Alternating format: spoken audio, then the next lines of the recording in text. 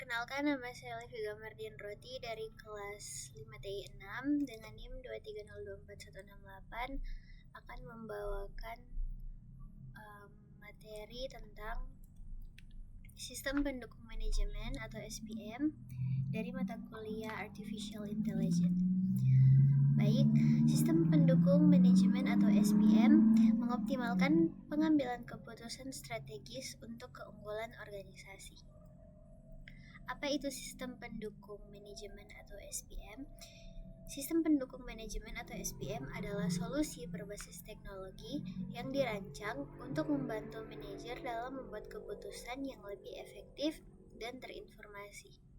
Ini mencangkup alat, teknik, dan prosedur untuk mengumpulkan, menganalisis, dan mempresentasikan data bisnis. Tujuannya adalah mengubah data mentah menjadi wawasan yang dapat ditindaklanjuti dan memungkinkan pemimpin untuk mengidentifikasi peluang dan mengatasi tantangan dan juga merumuskan strategi yang tepat dan cepat.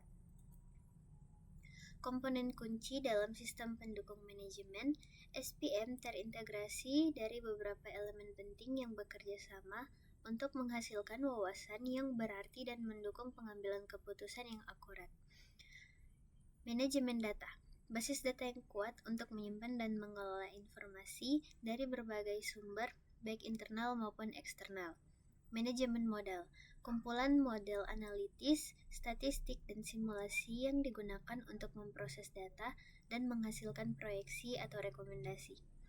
Antar muka pengguna, desain intuitif yang memungkinkan pengguna berinteraksi dengan sistem, memasukkan parameter, dan menerima laporan atau visualisasi dengan mudah. Jenis-jenis sistem pendukung manajemen utama.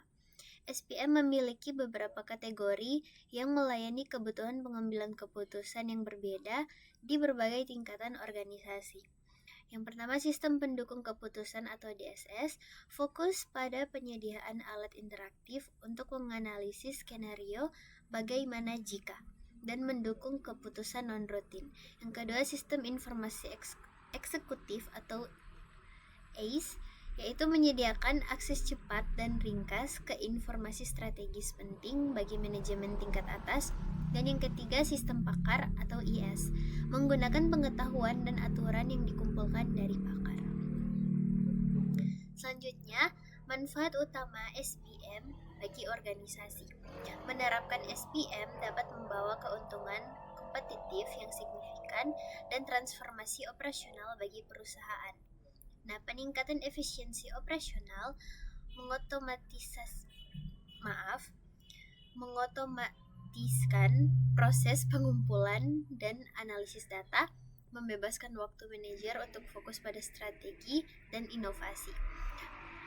Lalu analisis mendalam dan wawasan baru, di mana ini mengungkap pola tersembunyi, tren pasar, dan hubungan kausal yang tidak terlihat dengan metode manual. Yang ketiga, keputusan lebih cepat dan akurat. Akses real-time ke data dan model analitis memungkinkan pengambilan keputusan yang gesit dan berbasis bukti. Dan yang keempat, keunggulan kompetitif. Memungkinkan organisasi untuk beradaptasi lebih cepat terhadap perubahan pasar dan mengidentifikasi peluang yang baru. Nah, bagaimana SPM mendukung pengambilan keputusan yang efektif? SPM memfasilitasi siklus keputusan yang lebih terstruktur dan informatif dari data hingga tindakan. Yang pertama, pengumpulan data. Mengintegrasikan data dari berbagai sumber dan memastikan kelengkapan dan konsistensi informasi. Yang kedua, analisis dan pemrosesan, di mana ini menerapkan algoritma dan model untuk memproses data mentah, mengidentifikasi tren dan anomali. Yang ketiga itu generasi wawasan, di mana ini menyajikan hasil analisis dalam bentuk laporan, dashboard interaktif, atau visualisasi yang mudah dipahami. Yang keempat, dukungan keputusan, di mana ini membantu manajer mengevaluasi berbagai opsi dan memprediksi hasil potensial sebelum membuat keputusan akhir. Nah, tantangan dan solusi implementasi SPM. Meskipun manfaatnya besar, penerapan SPM seringkali dihadapkan dengan beberapa hambatan yang memerlukan strategi mitigasi. Tantangan umumnya adalah kualitas data buruk, resistensi pengguna terhadap perubahan, biaya implementasi awal yang tinggi, dan kompleksitas integrasi sistem. Lalu solusi strategisnya adalah audit dan pembersihan data rutin, pelatihan intensif dan manajemen perubahan, pendekatan bertahap, dan ROI yang jelas, dan yang terakhir platform fleksibel dan terbuka atau API. Nah, aplikasi nyata sistem pendukung manajemen SPM telah berhasil diterapkan di berbagai sektor industri untuk memecahkan masalah dan mengidentifikasi peluang. Di mana ada 4, yaitu keuangan investasi, itu memprediksi tren pasar, mengevaluasi risiko investasi, dan mengoptimalkan portofolio. Lalu ada retail dan pemasaran, di mana ini mengidentifikasi preferensi pelanggan, mengoptimalkan harga, dan mengelola inventaris secara efisien. Yang ketiga, kesehatan, mengelola jadwal pasien, mengoptimalkan alokasi sumber daya rumah sakit, dan memantau epidemi. Dan yang terakhir, manufaktur, di mana ini merencanakan produksi dan mengelola rantai pasokan dan meningkatkan kualitas produk. Lalu, masa depan sistem pendukung manajemen.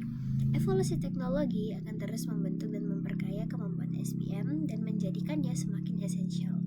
Di mana ini ada integrasi AI dan ML, pembelajaran mesin dan kecerdasan buatan akan meningkatkan kemampuan prediktif dan perspektif SPM.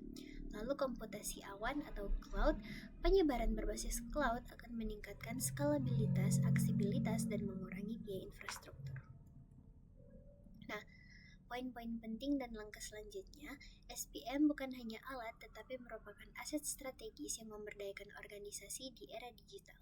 Data adalah kunci, pastikan kualitas data yang tinggi untuk analisis yang akurat, lalu evolusi berkelanjutan. SPM harus beradaptasi dengan teknologi dan kebutuhan bisnis yang terus berubah. Dukung visi strategis, gunakan SPM untuk merumuskan dan melaksanakan strategi yang efektif. Investasikan dalam SPM hari ini untuk masa depan organisasi yang lebih cerdas dan berdaya saing. Terima kasih.